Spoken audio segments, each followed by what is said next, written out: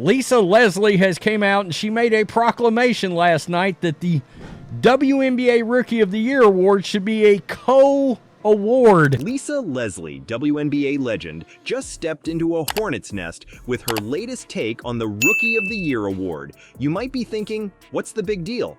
Trust me, by the end of this video, you'll see why this isn't just about an award, it's about the future of women's basketball. Before we move on, I'd like to ask you a small favor.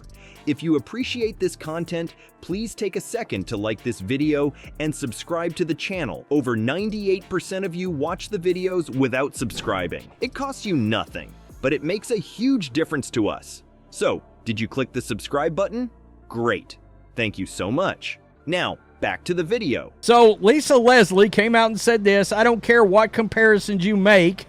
But both Angel Reese and Caitlin Clark deserve the Rookie of the Year award. Do you have a guess as to who should be named Rookie of the Year? Put that idea on hold. Something statistically massive is about to come ashore and completely upend the status quo. One athlete is doing more than just setting new records. She is destroying all expectations. Which one? It's safe to conclude that everyone was wrong when they assumed the figures would add up. Now, let's discuss Caitlin Clark. This rookie is changing the game in the WNBA. She's that talented. What's even more unbelievable is that she is currently leading all rookies in numerous categories. Clark is on the verge of being named MVP, and it's not just because she's crushing other rookies. Yes, that's correct. Even though she's just a rookie, she's making waves in the league. What about Angel Reese? You may be asking at this point. At first look, her most recent game statistics, 17 points and 19 rebounds, appear fantastic. Impressive, isn't it? Very quickly, I'm afraid. We need to delve a bit more. Things start to get intriguing at this point. Who shot Reese? Some people are questioning it. Her field goal percentage was .616. This guy just came right out and said, hey, Camila Cardoza, better than Angel Reese. And people are not dumb. They got to see it the other night right in front of them. I wouldn't call that a game changer. Who about her Chicago Sky team? Their current record is 11 victories and 21 defeats. Is Reese truly having the effect that was anticipated? But hold on a second. Some have argued that Reese's rebounding numbers are exaggerated. Why? Since she is grabbing her own rebounds while others fail to make a basket, people are referring to it as stat padding. Oh no. Clark and Reese will now be positioned side by side. With the exception of rebounds, Clark has surpassed Reese in every statistical category. When looking at their total contributions, that is a significant disparity. Get ready to have your world turned upside down. Clark leads the WNBA in points scored plus assists, and she's not only the top rookie in that category. In one of the most absurd takes of all time, especially in light of what's went down in the last 8 weeks or so. Also, she has a significant lead. But what about Reese? As far as WNBA players who shoot from inside 6 feet are concerned, she has the poorest percent. Compare and contrast. Is there a meaning to all this? I mean, it's really drawing a picture. Clark is more than just meeting expectations. She is soaring over them. She has the potential to be named MVP in addition to Rookie of the Year. In spite of some impressive statistics, Reese is unable to establish a lasting impression. Just for a second, disregard the numbers. A new can of worms was just opened by Leslie's remarks.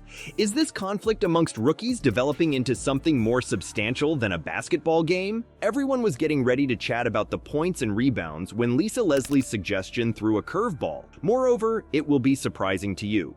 Who's the better rookie is no longer the sole topic of discussion. We are about to go on a journey into very murky seas. But here's the thing. Leslie's detractors are claiming her concept has nothing to do with basketball. Skin color tribalism is what they're referring to. Yes, that's correct. Someone just pulled the racial card, and now the whole discussion is on its head. Famous pundit Jason Whitlock didn't sugarcoat anything. He said Leslie's perspective was racist. Why?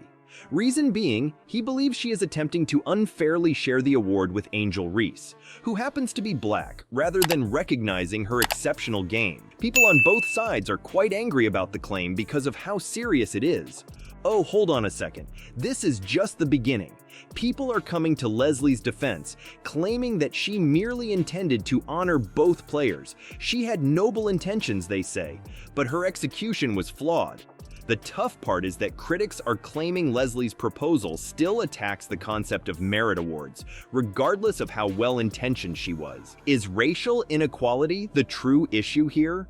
Is it more about changing the standard for WNBA success, though?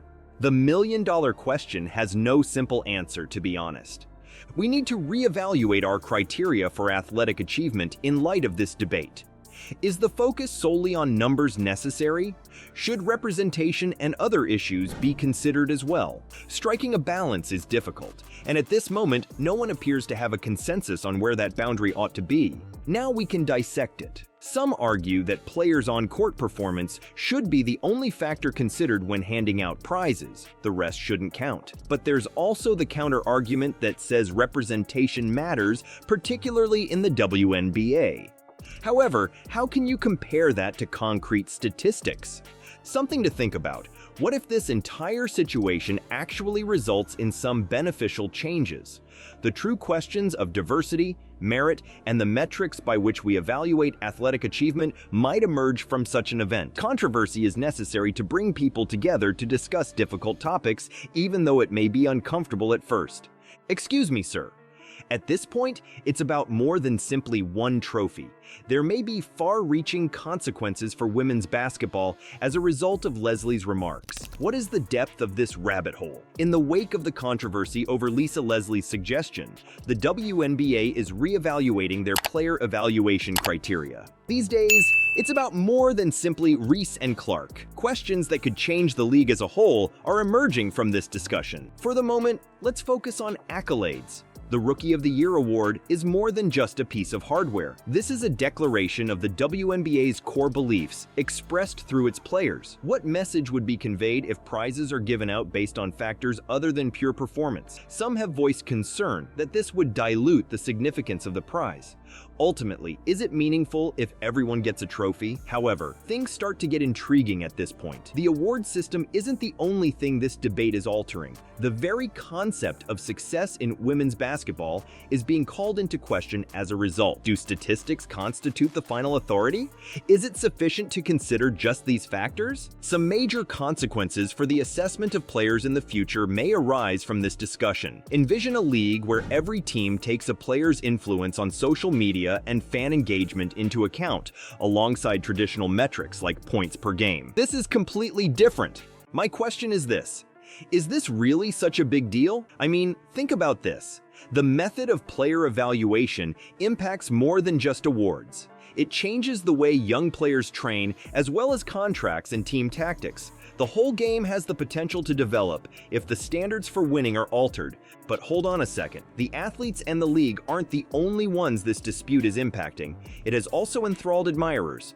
Others are arguing about how important representation is, while some are delving deeply into statistics.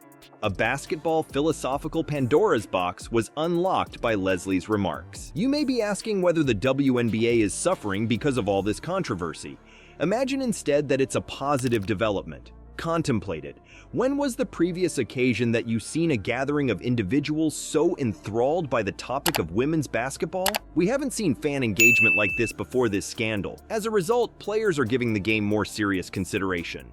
How can one be considered a great player? Does it boil down to scoreboard statistics alone, or is there more to it than that? Such in-depth, considerate conversations are what elevate a sport to a new level. Finally, the athletes involved must not be overlooked.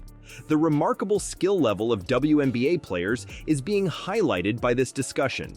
As a result, fans are noticing and enjoying details of the game that previously could have been overlooked. After all this drama, what is the main point? The suggestion that Leslie made regarding sharing the Rookie of the Year honor has taken on a far larger significance. It has made us all reevaluate our standards for WNBA player evaluations. Statistics are no longer the only consideration. Issues of racism, justice, and excellence are at the heart of our conversation. Our entire understanding of basketball honors is being challenged by this. But hear me out. perhaps all this chaos is for the best. Women's basketball is now receiving more attention than ever before. It's making us reevaluate the qualities that define an exceptional player. The game might have been turned around if Leslie hadn't inadvertently started a conversation while attempting to celebrate two players.